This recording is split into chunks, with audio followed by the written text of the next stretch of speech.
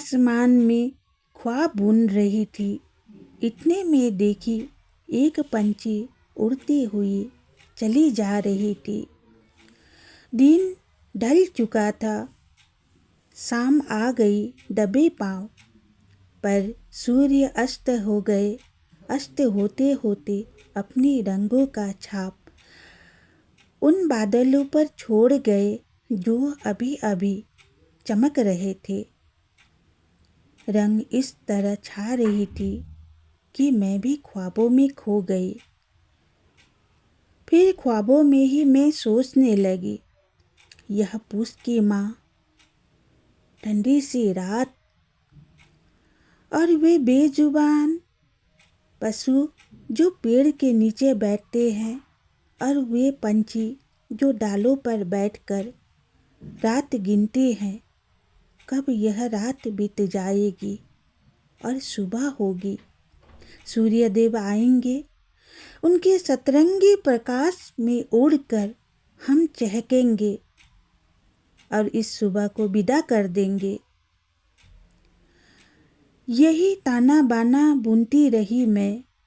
इतने में बिजली चमकने लगी आसमान पर। मेरा मन हाहाकार करने लगी, क्योंकि घर के अंदर हम गर्मा गर्म चाय पकौड़े खाना खाकर भी ठंड में ठिठुरते हैं। कंबल ओढ़कर भी हम कहते हैं हु ठंडा, पर वे बेजुबान, वे पंछी बोल नहीं पाते। एक ही डाल पर रात बिता देते हैं, एक ही पेड़ के नीचे उनका रात गुजर जाता है। ज्यों बिजली चमकी वे आसमान पर देखकर ईश्वर से प्रार्थना करते हैं, हे ईश्वर, भले ही ठंडी हवा बहे, कोई गम नहीं। वो पेड़ को छूकर हमें छूकर चले जाएंगे, पर जब बारिश की बूंदें बरसेगी हम भीग जाएंगे। हम कहाँ जाएंगे? हे ईश्वर, आपने सबको रचा, यह संसार रचा, फिर इतना अंतर क्यों? हम बोल नहीं पाते। देखते जरूर है, सुनते जरूर है। कितनी ही यातना सहकर हम रात गुजारने पेड़ के नीचे आते हैं, फिर भी हम इतना तकलीफ सहते हैं।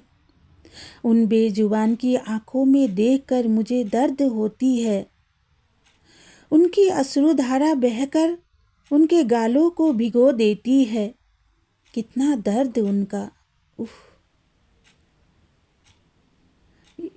मैं भी प्रार्थना करने लगी अपने ईश्वर से, ही ईश्वर, अब तो बारिश मत बरसाओ, जब गर्मी होगी तब बरसना।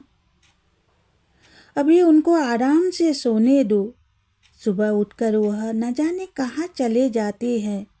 मेरी नजरें ढूंढती है उनको, पर शाम होते ही वह इकट्ठा होकर एक ही पेड़ के नीचे बैठ जाती है और पंछी ऊपर बैठकर रात गुजारती है। शाम को वह कलरव करती है पंछियाँ, इसीलिए उनको दर्द होता है, उनको ठंड लगती है। यही कहते हुए दोस्तों, आप सभी का स्वागत है जय श्री कृष्ण। एक ऐसी दुनिया में आप सभी का स्वागत है। आप सभी लोग भी अपना ख्याल रखिएगा दोस्तों। ठंडी की रात है, सेहत अगर रही ना तो हर चीज़ बहुत ही अच्छा लगता है। सपने भी स्वर्ग सा लगती है ना दोस्तों। यही कहते हुए चारों ओर लाइटें जल रही थी। आसमान पर तारे नजर नहीं आ रही। चांद भी आहिस्ता आहिस्ता करते हुए आसमान के ऊपर पहुंच चुके थे, मुस्कुराते हुए अपनी प्रकाश फैलाते हुए इधर से उधर, उधर से इधर कर रहे थे। चांद को भी दुख हुआ बिजली को देखकर। वह भी बिजली से प्रार्थना करने लगे, आज तो मत चमको ये बादल, आज मत बरसो, बरसना ही है तो दिन में बरसो, रात को उन बेजुबान को धीरे से आराम से सोने दो। डरती है बेचारी कहाँ जाएंगे हम, बारिश जब बरसेगा। यही कहते हुए चांद भी चले गए।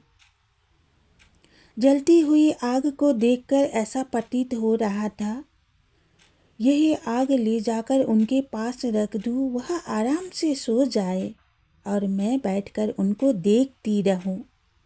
पर ऐसा कहाँ होता है।